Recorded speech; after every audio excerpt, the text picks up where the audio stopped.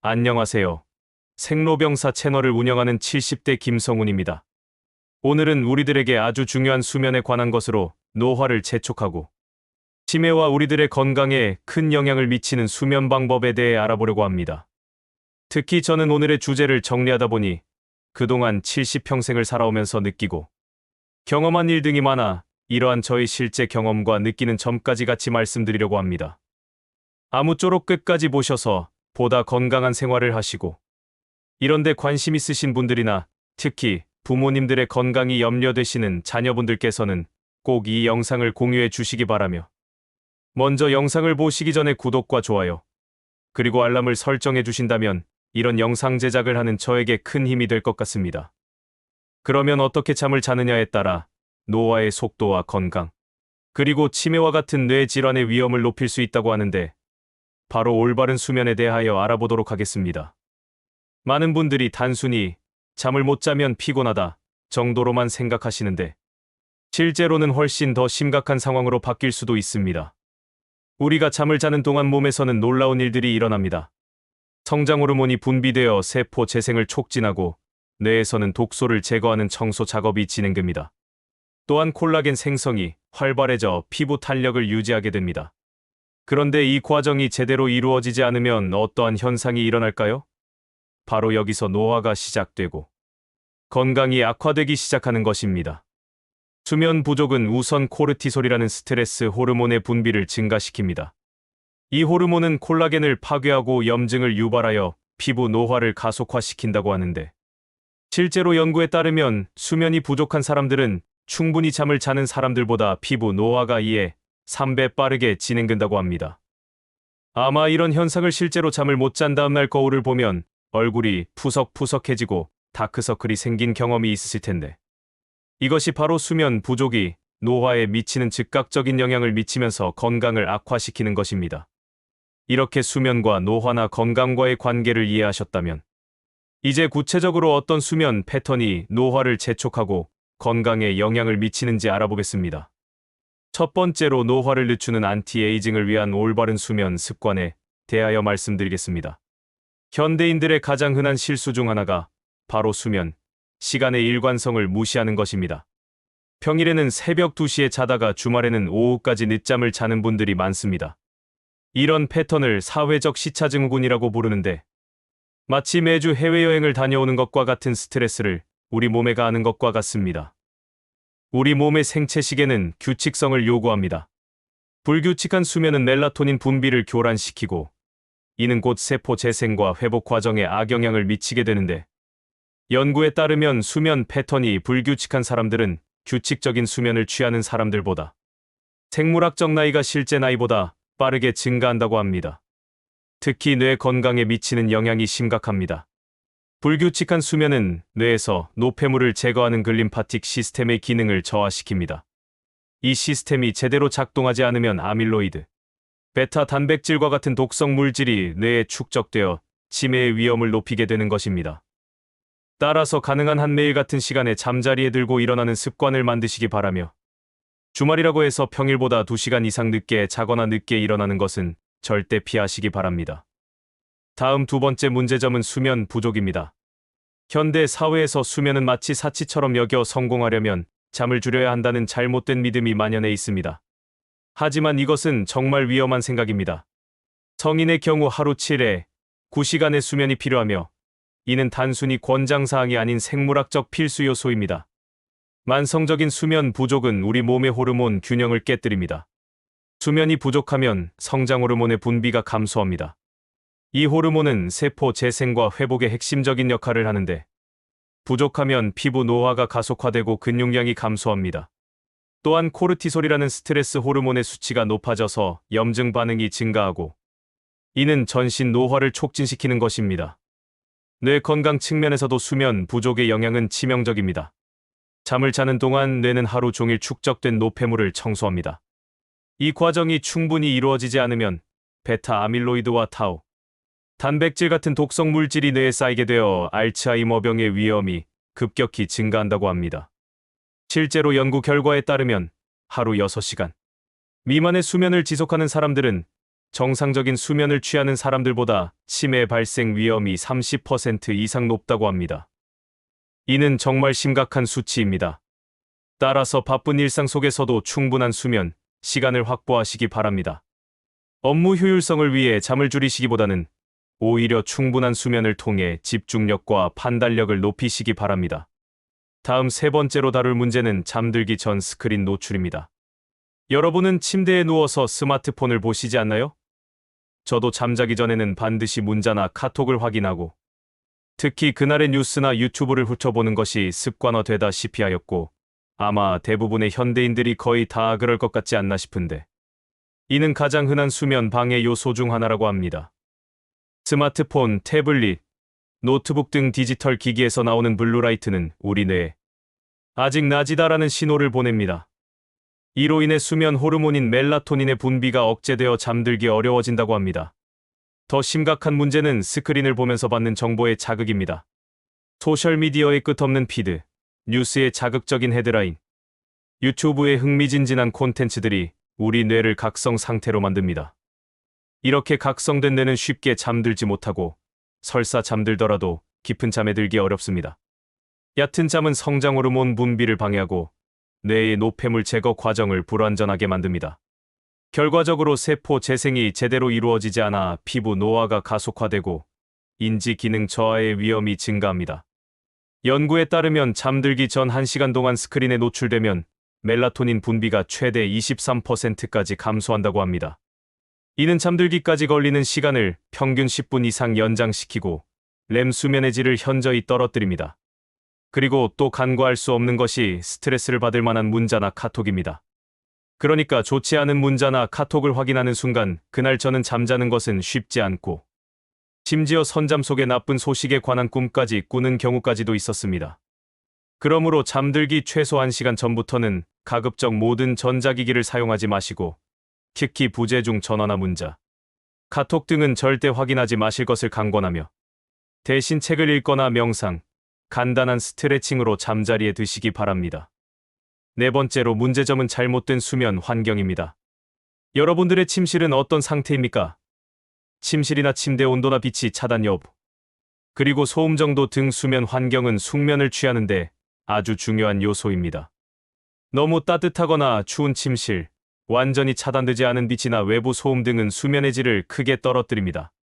먼저 온도부터 살펴보면 이상적인 수면 온도는 섭씨 18도에서 22도 정도입니다.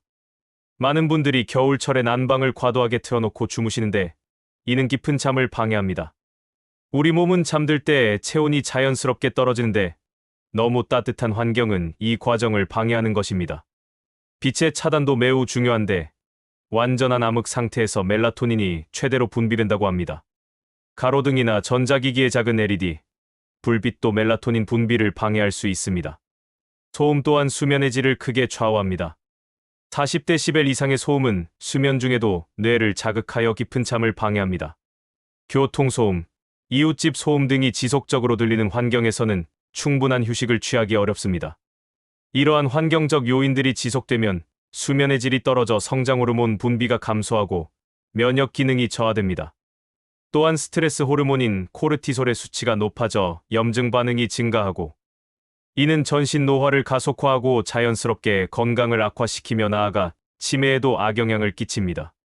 따라서 침실을 시원하고 어둡고 조용한 환경으로 조성하시고 필요하다면 귀마개나 수면용 아이 마스크나 안대를 활용하시기 바랍니다. 다음 5번째로 카페인과 알코올의 잘못된 섭취에 대해서 말씀드리겠습니다. 카페인도 수면과 깊은 관계가 있는데 카페인은 우리 몸에서 완전히 분해되는데 6에 8시간이 걸린다고 합니다. 그러니까 오후 2시에 마신 커피도 저녁 10시까지 체내의 절반 정도가 남아있다는 뜻인데 저녁 식사 후에도 커피를 드시는 분들이 계십니다. 많은 분들이 카페인에 내성이 있어서 커피를 마셔도 잠을 잘 잔다고 말씀하시지만 이는 착각이며 정말 위험한 습관입니다. 카페인은 잠들기를 방해할 뿐만 아니라 깊은 잠의 질을 현저히 떨어뜨립니다. 특히 서파수면이라고 하는 가장 깊은 잠의 단계를 방해하여 성장 호르몬 분비를 억제합니다. 또한 렘 수면의 질도 떨어뜨려서 기억 정리와 감정 조절 기능에 악영향을 미칩니다. 반대로 알코올은 또 어떨까요? 많은 분들이 잠을 잘 자기 위해 취침 전에 술을 드시는데 이 또한 큰 오해입니다. 알코올은 초기에는 진정 효과로 잠들기 쉽게 만들지만 시간이 지나면서 각성 효과로 바뀝니다. 이러한 현상은 저도 종종 느끼는 것이고, 실제 적당한 술은 숙면을 취하는데 도움이 된다고 말하는 사람도 있기는 합니다. 그러나 알코올이 체내에서 분해되는 과정에서 생성되는 아세트알데히드라는 물질은 뇌를 자극하여 새벽에 자꾸 깨게 만드는가 하면 렘 수면을 억제하여 꿈을 꾸는 단계의 잠을 방해한다고 합니다. 결국 장기적으로 카페인과 알코올의 잘못된 섭취는 수면 구조를 파괴하여 뇌의 노폐물 제거 과정을 방해하고, 이는 치매의 위험을 높이는 요인이 됩니다. 따라서 카페인은 오후 2시 이후에는 섭취하지 마시기 바라며, 취침 전 3시간 이내에는 알코올 섭취를 피하시는 것이 숙면을 취하는 데 도움이 됩니다. 또한 올바른 식습관으로 잠들기 3시간 전부터는 과식을 피하시고 대신 따뜻한 우유나 차를 드시면 도움이 되는데, 여러분도 이런 습관들을 하나씩 실천해 보시기 바랍니다. 이제 6번째 문제는 과도한 낮잠입니다. 적절한 낮잠은 피로 회복에 도움이 되지만 과도한 낮잠은 오히려 독이 됩니다. 특히 오후 3시 이후에 1시간 이상 낮잠을 자는 것은 밤잠에 심각한 영향을 미칩니다. 우리 몸은 하루 중 자연스럽게 졸음이 오는 시간대가 있습니다. 이를 수면 압력이라고 하는데, 이는 깨어있는 시간이 길수록 점점 높아집니다. 과도한 낮잠은 이 수면 압력을 낮춰서 밤에 잠들기 어렵게 만듭니다. 또한 늦은 오후나 저녁 시간의 낮잠은 생체 시계를 교란시킵니다. 우리 몸은 해가 지면 멜라토닌을 분비하여 잠들 준비를 하는데, 이 시간에 잠을 자면 생체 시계가 혼란스러워집니다. 이러한 패턴이 지속되면 만성적인 수면 장애로 이어질 수 있습니다. 밤잠의 질이 떨어지면 다음날 더 피곤해져서 또 다시 과도한 낮잠을 자게 되는 악순환이 반복됩니다. 연구에 따르면 하루 1시간 이상의 낮잠을 지속적으로 자는 사람들은 그렇지 않은 사람들보다 치매 발생 위험이 40% 이상 높다고 합니다. 이는 밤잠의 질 저하로 인한 뇌기능 저하와 관련이 있습니다. 따라서 낮잠을 주무신다면 오후 3시 이전에 30분 이내로 제한하시는 것이 좋으며, 이런 잠깐의 낮잠은 컨디션 회복에도 좋습니다. 그리고 가능하다면 낮잠보다는 가벼운 운동이나 산책으로 피로를 해소하시기 바랍니다. 이제는 7번째로 현대인들에게 가장 경계해야 할 스트레스와 걱정거리를 침대로 가져가는 습관에 대해 말씀드리겠습니다. 혹시 여러분 중에는 침대에 누워서 오늘 있었던 일들을 계속 생각하시거나 내일 해야 할 일들을 정리하시나요? 물론 업무가 바쁘고 해야 할 일이 산적한 현대인들에게 어쩔 수 없는 습관인지는 몰라도, 혹시 이런 습관이 있으시다면 지금 당장 고쳐야 합니다. 이는 바로 제가 그런 사람 중 하나로, 한때 이런 습관으로 인해 잠이 들다가도 정신이 번쩍 들어 잠을 설친 날들이 많았기 때문입니다. 침대는 오직 잠을 자는 곳이라는 인식을 가져야 합니다. 침대에서 고민하고 걱정하는 습관이 생기면 우리 뇌는 침대를 생각하는 곳으로 인식하게 됩니다. 이는 조건반사적으로 침대에 누웠을 때 더 많은 생각이 떠오르게 만듭니다. 스트레스와 걱정은 코르티솔 분비를 증가시킵니다. 코르티솔은 각성 호르몬이므로 잠들기를 어렵게 만들고 잠들었다 하더라도 깊은 잠을 방해합니다. 또한 만성적인 스트레스는 염증 반응을 증가시켜 전신 노화를 가속화시킵니다. 뇌 건강 측면에서도 스트레스는 매우 해롭습니다. 만성적인 스트레스는 해마라는 뇌 부위를 손상시켜 기억력 저하를 유발합니다. 또한 스트레스는 뇌의 혈관을 수축시켜 산소와 영양분 공급을 방해하고, 이는 뇌세포의 조기 사멸을 촉진합니다. 실제로 만성적인 스트레스를 겪는 사람들은 그렇지 않은 사람들보다 치매 발생 위험이 2배 이상 높다는 연구 결과도 있습니다. 이는 스트레스가 뇌에 미치는 직접적인 손상 때문입니다. 따라서 잠들기 전에는 가급적 업무적인 일은 생각지도 말고, 또 핸드폰은 아예 집에 들어오면 멀리하도록 하십시오. 그리고 만약 해야 할 일이나 해야 할 일이 있다면 정리하는 시간을 따로 가지시고, 침실 밖에서 일기를 쓰거나 명상을 하거나 감사 인사를 하는 등의 활동으로 마음을 안정시키시기 바랍니다. 이제 마지막 8번째로 수면제나 수면 보조제의 잘못된 사용에 대해 말씀드리겠습니다.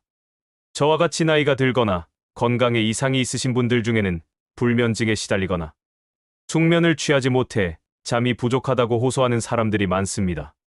그래서 이런 분들 중에는 잠들기 어려울 때 손쉽게 수면제나 멜라토닌 보조제를 복용하십니다. 하지만 이러한 약물들은 자연스러운 수면 패턴을 방해할 수 있습니다. 특히 장기간 사용하면 의존성이 생겨서 약물 없이는 잠들기 어려워집니다. 수면제의 가장 큰 문제는 자연스러운 수면 구조를 바꾼다는 점입니다. 대부분의 수면제는 깊은 잠과 렘 수면을 억제하여 수면의 질을 떨어뜨린다고 합니다. 그러니까 겉보기에는 잠을 잘 자는 것처럼 보이지만 실제로는 뇌의 회복과 정리 과정이 제대로 이루어지지 않습니다. 또한 수면제는 다음날 숙취 효과를 유발할 수도 있습니다. 아침에 일어나도 개운하지 않고 하루 종일 피로감과 집중력 저하를 경험하게 됩니다. 이는 약물이 체내에서 완전히 분해되지 않아서 발생하는 현상 때문이라는 것입니다. 멜라토닌 보조제도 마찬가지로 주의가 필요합니다. 잘못된 용량이나 시간에 복용하면 오히려 생체 시계를 교란시킬 수 있습니다. 특히 시중에 판매되는 멜라토닌 보조제는 용량이 과도한 경우가 많아서 부작용의 위험이 있습니다. 특히 장기적으로 수면제나 보조제에 의존하는 것은 자연스러운 수면 능력을 저하시키고 뇌의 자연스러운 회복 과정을 방해하여 인지, 기능 저하의 위험을 높일 수 있습니다. 따라서 수면 문제가 있으시다면 약물에 의존하시기보다는 먼저 수면 환경과 습관을 개선하시기 바랍니다. 만약 건강에 이상이 있어 아예 잠을 거의 못 이루시는 경우 등 꼭 필요하다면 의사와 상담하여 적절한 용량과 기간을 정하여 복용하시기를 바랍니다. 그것은 아무리 약물이나 수면 보조제가 문제가 있어도 아예 잠을 못 자는 것보다 지나치지 않은 용량은 차라리 도움이 될 수도 있기 때문입니다. 자, 이제까지 노화, 치매, 건강에 치명적인 나쁜 수면 습관 8가지 등에 대하여 아주 자세하게 말씀드려봤는데 여기에 더하여 제 경험으로 수면 개선을 위한 실용적인 간단한 팁을 알려드리겠습니다. 오늘 밤부터 적용할 수 있는 321 수면법을 소개하고자 하는데 잠들기 3시간 전에는 식사를 마치고 2시간 전에는 물 섭취를 줄이며 1시간 전에는 모든 전자기기를 끄시기 바랍니다. 그리고 낮에는 자연광을 충분히 받으시고 규칙적인 운동을 하시되 잠들기 4시간 전에는 격렬한 운동을 피하시는 게 좋습니다. 정말이지 수면은 단순한 휴식이 아니라 우리 몸의 회복과 재생이 이루어지는 가장 중요한 시간입니다. 잘못된 수면 습관은 노화를 가속화시키지만 올바른 수면 습관은 우리를 더 젊고 건강하게 만들어줍니다. 뷰티 여러분도 이상에서 말씀드린 내용을 하나씩 실천해 보시기 바랍니다. 변화는 하루아침에 일어나지 않지만 꾸준히 실천하시면 분명히 차이를 느끼실 수 있을 것입니다. 아무쪼록 오늘의 영상이 도움이 되셨다면 부모님이나 친구들에게도 공유도 해주시고 구독과 좋아요, 알람도 설정해 주시기 바랍니다. 그리고 다음 영상에서는 은퇴 후 노인들의 현실 문제로 배고픈 노인 장발장 늘었다에 대하여 말씀드릴 테니 많은 시청을 바라며 그럼 오늘은 이것으로 마치도록 하겠습니다.